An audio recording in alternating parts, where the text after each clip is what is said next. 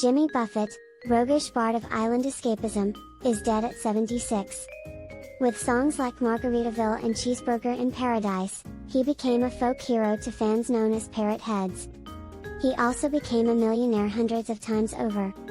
Jimmy Buffett, the singer, songwriter, author, sailor and entrepreneur whose roguish brand of island escapism on hits like Margaritaville and Cheeseburger in Paradise made him something of a latter-day folk hero, especially among his devoted following of so-called parrot heads, died on Friday. He was 76. His death was announced in a statement on his website. The statement did not say where he died or specify a cause.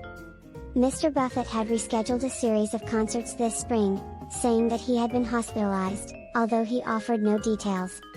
Peopled with pirates, smugglers, beach bums and barflies, Mr. Buffett's genial, self-deprecating songs conjured a world of sun, salt water and non-stop parties animated by the calypso country rock of his limber coral reefer band. His live shows abounded with sing-along anthems and festive tropical iconography, making him a perennial draw on the summer concert circuit, where he built an ardent fan base akin to the Grateful Dead's Deadheads. Mr. Buffett found success primarily with albums. He enjoyed only a few years on the pop singles chart, and Margaritaville, his 1977 breakthrough hit, was his only single to reach the pop top 10.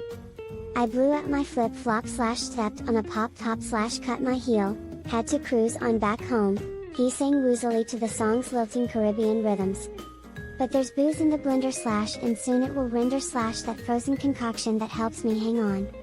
Mr. Buffett's music was often described as Gulf and Western, a play on the name of the conglomerate Gulf and Western, the former parent of Paramount Pictures, as well as nod to his fusion of laid-back twang and island-themed lyrics. His songs tended to be of two main types, wistful ballads like Come Monday and A Pirate Looks at 40 and clever up-tempo numbers like Cheeseburger in Paradise. Some were both, like Son of a Sailor, a 1978 homage to Mr. Buffett's seafaring grandfather, written with the producer Norbert Putnam. I'm just a son of a son of a son / son of a sailor, he sang. The sea's in my veins, my tradition remains / I'm just glad I don't live in a trailer. The Caribbean and the Gulf Coast were Mr. Buffett's muses, and no place was more important than Key West, Florida. He first visited the island at the urging of Jerry Jeff Walker, his sometime songwriting and drinking partner, after a gig fell through in Miami in the early 1970s. When I found Key West in the Caribbean, I wasn't really successful yet, Mr. Buffett said in a 1989 interview with the Washington Post. But I found a lifestyle, and I knew that whatever I did would have to work around my lifestyle. The locales provided Mr. Buffett with more than just a breezy sailing life and grist for his songwriting. They were also the impetus for the creation of a tropical-themed business empire that included a restaurant franchise, a hotel chain and boutique tequila, t-shirt and footwear lines, all of which made him a millionaire hundreds of times over. I've done a bit of smuggling, and I've run my share of grass, Mr. Buffett sang of his early days trafficking marijuana in the Florida Keys in A Pirate Looks at 40.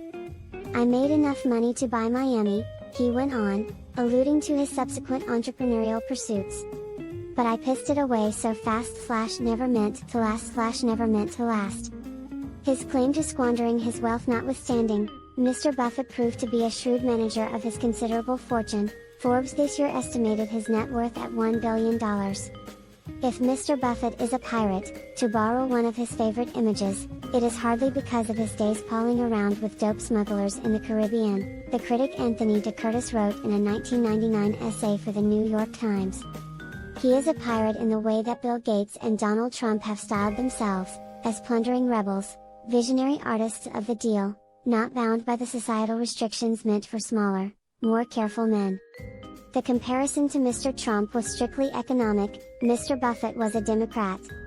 Mr. Buffett was also an accomplished author, he was one of only 6 writers, along with the likes of Ernest Hemingway, John Steinbeck, and William Styron, to top both the Times' fiction and nonfiction bestseller lists.